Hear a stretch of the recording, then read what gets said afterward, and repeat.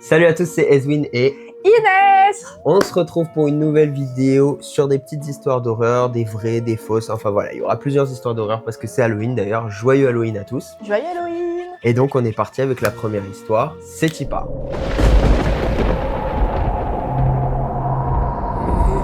Julie venait d'emménager dans un vieil appartement mansarde, un peu poussiéreux mais charmant. Le loyer était raisonnable et elle aimait bien le coin. Assez calme la nuit, elle n'avait pas prévu d'avoir des colocataires inattendus. Les premières semaines, tout se passait bien. Mais un soir, elle entendit un bruit sourd, comme le frottement de quelque chose sous lui. D'abord, elle se dit que c'était le chat de la voisine.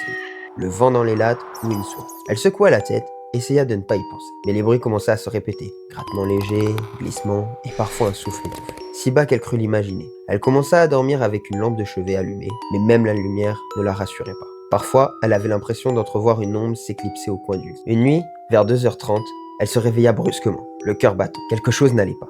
Elle sentit que la pièce n'était pas vide. Elle balaya l'obscurité du regard, puis, le malaise la poussant, elle baissa les jambes hors du lit. Et son pied toucha un textile mou, une couverture plissée ou quelque chose de semblable. Elle retira son pied précipitamment. Le souffle court, elle prit son téléphone en main, alluma la torche et s'agenouilla au bord du lit. Elle plissa les yeux, fixa l'espace sous le lit. Le faisceau lumineux passait dans l'ombre, révélant un volume sombre. Elle sentit une présence directe, comme une pression invisible. Son instinct criait partir. Elle recula, le téléphone tremblait dans ses mains. Elle prit son courage à deux mains, elle glissa lentement la lampe sous le lit. Ce qu'elle vit la fit suffoquer.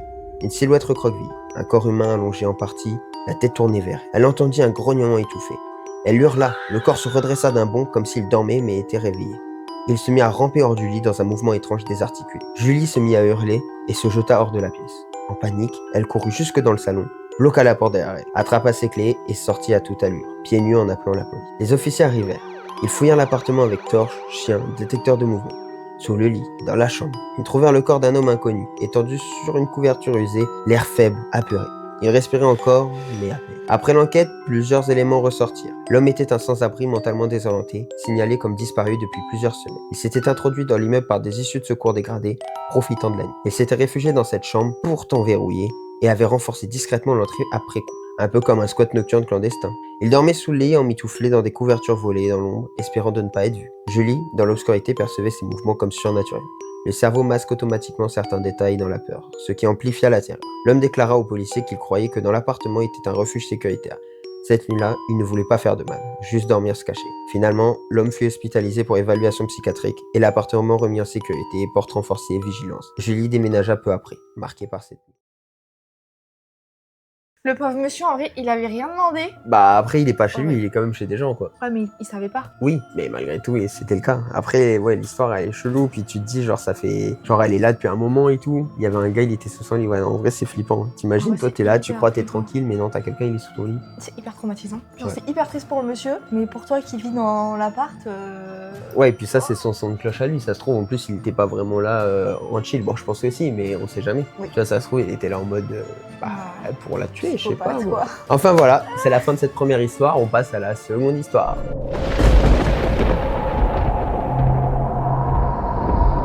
Claire, 28 ans, avait besoin de changer de vie. Après une rupture difficile, elle décida de quitter la ville pour quelques mois et louer une maison de campagne dans le centre de la France via un site de location. La maison était rustique mais charmante, entourée de champs, de silence et de forêts. Personne à des kilomètres à la ronde, exactement ce qu'il lui fallait. Le propriétaire, un homme âgé et discret, lui remit les clés en la prévenant d'un ton étrange, je cite, « Évitez de monter au grenier, il y a des rongeurs et des vieilles choses sans intérêt. » Claire acquiesça, un peu surprise, mais elle n'avait pas l'intention d'y monter de toute façon. La première nuit, elle entendit des craquements au plafond. Normaux, se dit-elle, une vieille charpente, du bois qui travaille, puis des bruits de pas. Elle monta vérifier. La trappe du grenier était fermée. Une vieille échelle en bois posée contre le mur. Elle se força à ne pas y penser. Elle voulait du calme, pas des films d'horreur.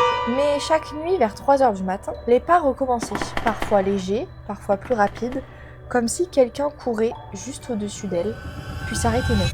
Elle en parla au propriétaire, et il lui dit « Je vous ai dit d'éviter cette partie de la maison », et il raccrocha. Un matin, en rangeant le couloir, elle trouva une petite clé en métal rouillée derrière un cadre qui avait glissé du mur. Elle la retourna entre ses mains. Elle savait à quoi elle correspondait. Cette nuit-là, les pas étaient plus violents.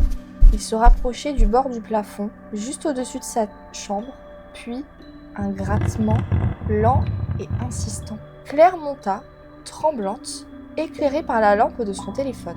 Elle introduisit la clé dans la serrure de la trappe du grenier. Elle s'ouvrit sans bruit. L'air était glacial, l'odeur âcre comme celle d'un vieux tissu moisi. Au fond du grenier, il y avait une chaise en bois tournée vers le mur et des jouets anciens éparpillés. Une poupée sans tête, un cheval à bascule brisé. Mais ce qui attira son attention, c'était le mur lui-même. Il était couvert de marques, comme des griffures, et au centre, gravé à la main, « Ne le réveillez pas ». Claire sentit alors un souffle froid derrière elle. Elle se retourna d'un coup, mais rien. Puis elle entendit les pas, mais cette fois dans l'escalier. Quelqu'un descendait, lentement, marche par marche, vers sa chambre. Elle referma la trappe et verrouilla à la clé. Les bruits cessèrent. Elle descendit, tout était vide, sauf sur son lit. Une empreinte de pieds nus dans la poussière. Claire voulut partir le lendemain, mais sa voiture ne démarrait plus. Aucun réseau, et cette nuit-là, à 3h03 du matin, ce ne fut pas des pas. Ce fut un rire étouffé, puis une voix derrière la trappe qui répéta calmement « Tu as ouvert, maintenant je peux descendre ». Et la trappe s'ouvrit toute seule. Ah là là. C'est les trucs de y a des gens chez toi et tout là, un peu. Bah en fait c'est ça, mais je pense que c'était un esprit qui était enfermé en haut. Mais vu qu'elle a ouvert la trappe, bah maintenant il peut vagabonder comme il veut dans la maison quoi. Ouais, donc c'est un peu paranormal quoi en gros. C'est un peu paranormal parce qu'en soi elle a vu personne. Enfin après, En vrai peut-être qu'il était caché. ça peut être quelqu'un de caché, exactement. C'est pour ça en fait. Et puis Mais- le pire c'est de pas savoir ce que c'est, de pas comprendre, C'est pas ça. avoir de réponse à tes questions. Bon c'est parti pour la troisième et dernière histoire de cette vidéo Halloween, c'est y part.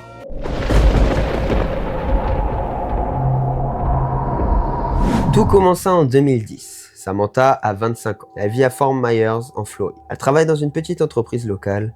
Elle a ses amis, ses habitudes. Et un jour, elle rencontre un Christopher Thomas. Il n'est pas menaçant, il est calme, charmant même. Il lui parle, l'aide à réparer sa voiture, lui offre un café. Pendant quelques semaines, ils se fréquentent, rien de sérieux. Puis Samantha décide de mettre fin à la relation. Mais pour Thomas, la rupture n'a jamais existé. Peu après, les premiers signes apparaissent. Des messages d'abord. Je pense à toi. Pourquoi tu ne réponds plus? Je t'attends dehors. Samantha bloque son numéro. Mais un autre numéro réapparaît, puis un autre, et encore un autre. Les mois passent, puis les années. Chaque fois qu'elle change de ville, il la retrouve. Chaque fois qu'elle supprime un compte, il en recrée 10. Il sait tout, où elle travaille, ce qu'elle porte, ce qu'elle publie. Elle porte plainte plusieurs fois. Mais sans menace directe, la police ne peut rien faire. Il n'y a pas de preuve de danger. Juste un homme trop insistant. Sauf que Christopher ne s'arrête jamais. Pendant plus de 10 ans, il l'observe, suit, écoute. Certains soirs, Samantha reçoit des photos d'elle, prises à travers une fenêtre. Des images qu'elle n'a jamais postées, jamais partagées. En 2022, les choses empirent. Les messages deviennent menaçants. Tu ne comprends pas? Tu es à moi. Je sais comment entrer. On vivra ensemble que tu le veuilles ou non. Samantha vit dans la peur constante. Elle dort avec un couteau sous l'oreiller. Elle installe des caméras, change ses serrures. Mais les intrusions continuent. Quelqu'un entre parfois chez elle pendant qu'elle est absente. Des objets déplacés, des vêtements volés. Et un soir, tout bascule. Le 3 avril 2023, alors qu'elle rentre du travail, une silhouette l'attend dans son allée. C'est lui, Christopher. Il la force à monter dans sa voiture. Il lui dit qu'ils vont se parler. Enfin, calmement. Mais la route dure des heures. Et quand il s'arrête, Samantha comprend. Ce n'est pas un endroit ordinaire. Thomas l'amène dans une maison isolée, en périphérie de Tampa. Il descend au sous-sol, ouvre une porte métallique. À l'intérieur, une pièce sans fenêtre. Les murs sont recouverts de mousse acoustique. Un lit, une lampe et une caméra. Rien d'autre. Il lui dit « Ici, personne ne nous entendra. Tu n'as plus besoin du monde. » Samantha reste prisonnière plusieurs jours. Il lui apporte à manger, parle comme si tout était normal. Il lui dit qu'ils vont recommencer à zéro. Mais elle comprend que ce lieu a été préparé pour elle. Des vêtements à sa taille, des photos d'elle sur les murs, des journaux détaillant 13 ans de surveillance. Heureusement, Thomas a commis une erreur. Quand il a pris le téléphone de Samantha, il l'a laissé allumer quelques secondes. Un signal GPS minime, mais suffisant pour être repéré. Après plusieurs jours sans nouvelles, un ami alerte la police. Grâce à ce signal, les agents de Fort Myers remontent jusqu'à la propriété. Le 8 avril, ils forcent la porte du sous-sol. Samantha est vivante, choquée, mais saine et sauve. Thomas est arrêté sur place. Lors de la perquisition, il découvre des disques durs, des carnets et une pièce insonorisée construite depuis 2017. Il préparait ce moment depuis plus de 6 ans. En 2024, Christopher Thomas est condamné à 35 ans de prison pour harcèlement, enlèvement et séquestration. Pendant le procès, les enquêteurs dévoilent l'étendue de son obsession. Il avait suivi non seulement Samantha, mais aussi ses proches, ses collègues et même ses parents. Samantha témoigne. Je savais qu'il allait venir un jour, je ne savais juste pas quand. Aujourd'hui, elle vit sous une nouvelle identité. Elle dit qu'elle ne dort jamais sans lumière et qu'elle ne regarde plus jamais son téléphone après minuit. Cette histoire n'a rien de surnaturel, pas de maison hantée, pas de démons. Seulement un homme et une obsession. Ça a été dit comme une vraie histoire, mais genre, ça peut ne pas l'être. Peut-être un mythe, genre pour... Voilà, c'est ça. C'est soit une vraie prévenir. histoire, soit une histoire tirée un peu d'un mythe, un truc comme ça. Mais déjà, attends, j'ai pas compris, il l'a forcée à rentrer dans la voiture ou elle est rentrée? En fait, il a réussi à la convaincre en disant qu'ils allaient parler calmement. Ouais, mais en fait, meuf, Donc là, tu rentres pas dans Ouais. la voiture d'un mec qui t'harcèle depuis 10 ans. c'est ça, là, elle a pris trop de risques. Après, on sait pas comment il a été insistant ou convaincant. Mais après, je pense pas, puisqu'il lui a dit on parle calmement. Et que, tu vois, genre, elle avait l'air de regarder le trajet, etc. Tu sais, Ouais. elle n'était pas séquestrée dans la voiture, quoi. Après, bon, je me permets de dire ça, si c'est un mythe. Si c'est une vraie femme qui a vécu ça, bon, elle pouvait pas savoir ce qui arriverait. Oui, c'est Donc, ça. on peut pas l'incriminer sur le fait qu'elle soit rentrée dans cette voiture. Mais quand même, quoi, c'est un harceleur de dingue, là. Non, et puis peut-être qu'elle s'est dit, quand il lui parle, Ouais. je vais monter, comme ça il sera pas violent, il va pas me Ouais, faire c'est de mal, possible. tu vois. Il y a Ouais, aussi ce carrément. truc-là de se dire, bon, je vais pas prendre de risques, je vais éviter de l'énerver. Mais Ouais, parce en qu'en vrai, vrai, ça, oui. c'est, tu vois, même si c'est pas une histoire vraie, je sais pas si c'en est une ou pas, bah en vrai, ça pourrait l'être, tu vois. Genre Ah ouais. une personne insistante, même pas forcément un ex, mais tu sais, genre une personne Juste qui qui te voit dans la rue. qui te voit et qui est obsessionnelle vis-à-vis de toi. Mais du coup, voilà, hein, ça C'est c'est. hyper flippant. C'est pour ça, ça peut arriver à n'importe qui en vrai. Mais c'est vrai que ouais, le mec doit être tellement imprévisible. Bah c'est ça quand tu vois ses messages et tout. Ouais, Jusqu'à il a surveillé même sa famille, ses amis, Ouais, genre de pas ouf. juste elle. C'est-à-dire qu'il a vraiment tout surveillé pour pouvoir l'encadrer quoi. Donc, Bah ouais. Mais bon, au moins, il a eu 35 ans de prison. oui, enfin ils ont quand même mis du temps la police parce que pour moi les Oui. messages déjà c'était assez révélateur quand même. Il dit je vais venir chez toi, je vais ci, je vais ça. Ah, mais vu qu'il a rien fait, on connaît, hein, on sait, hein. La police quoi. Bon, Wow. c'est vrai que des fois en termes de justice c'est pas tout le temps top quoi. Non. Jamais. Bah là, il pourrait agir. Enfin voilà les amis, la famille, les petits neveux, les petites nièces, tout le monde. Les petits cousins, les grands cousins, les petites cousines, les grands cousines. Non, pas les grandes cousines. Et pas les grands cousins. Eux, non. Bah pourquoi? Bah, on les met sur le côté. Bah ils vont pas être contents. Et bah, je m'en moque. J'espère que cette vidéo vous aura plu. Si c'est le cas, vous n'hésitez pas à mettre un pouce bleu, ça aide beaucoup. Vous vous rendez pas compte, mais quand vous mettez un pouce bleu, ça aide beaucoup la chaîne. Vous pouvez mettre un commentaire, même si c'est mettre juste une lettre, bah, ça contribue beaucoup à l'avancée de la chaîne. Juste cette lettre, elle va tout changer.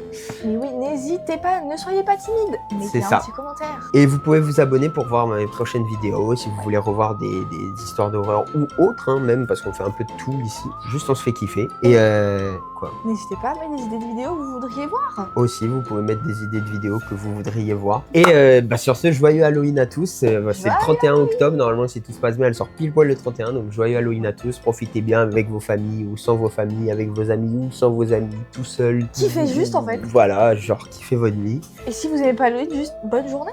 Voilà. Et moi, je vous dis ciao tout le monde. C'était Ezwin et Inès. Bye Des bisous tout le la monde. famille.